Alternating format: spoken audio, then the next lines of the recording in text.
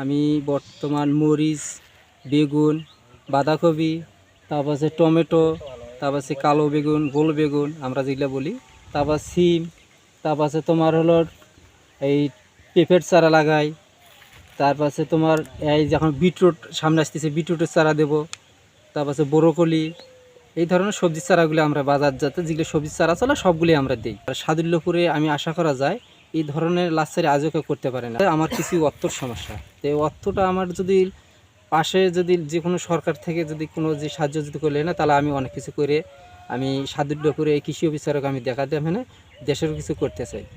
কপির চারা নিয়েছি আমার নুলু ভাইয়ের কাছ থেকে, যাই হোক মোটামুটি অনেক লাভবান হয়ে গেছি। গতবারও এবারও আমি চারা নিয়েছি।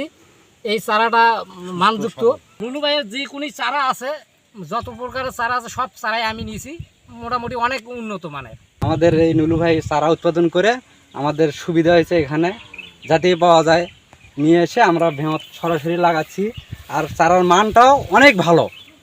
এখানে আমাদের চারা পাওয়াতে আমাদের আবাদ করতে খুবই সুবিধা হচ্ছে। মোটামুটি আমরা একটা বিনিয়োগ করছি, পরবর্তীতে আমরা ভালো একটা বেশি কিছু দিয়ে বিনিয়োগ করব। প্রাথমিক অবস্থায় আমরা 1.5 লাখ টাকা ওনাকে দিয়েছি, দিয়ে এই নার্সারিতে আমরা বিনিয়োগ করছি। উনি মোটামুটি প্রতি বছর লাভবান হচ্ছে। আমরা যেটা কৃষি অফিস থেকে যেটা সাপোর্ট দিচ্ছি এবং রোগবালাই যেটা আছে সেটা আমাদের কৃষি অফিস উপজেলা সাদুল্যপুর থেকে প্রতি সপ্তাহে প্রায় আসা হয় এবং পরামর্শ প্রদান করা হয়। ইনি আসলে একটা ব্যতিক্রমধর্মী উদ্যোক্তা, ভালো চারায় ভালো ফসল, সেটা আমাদের লুলু ভাই বাস্তব করে কৃষকের হাতে পৌঁছে দিচ্ছেন। বিষয়টি আমারও নখদর্পণে আছে। ওখানে চারা উৎপাদন হচ্ছে বিভিন্ন ফসলের, বিশেষ করে শীতকালীন টমেটো, লাউ, সবজি, পেঁপে সহ বিভিন্ন উচ্চমূল্যের ফসলের চারা উৎপাদন হচ্ছে।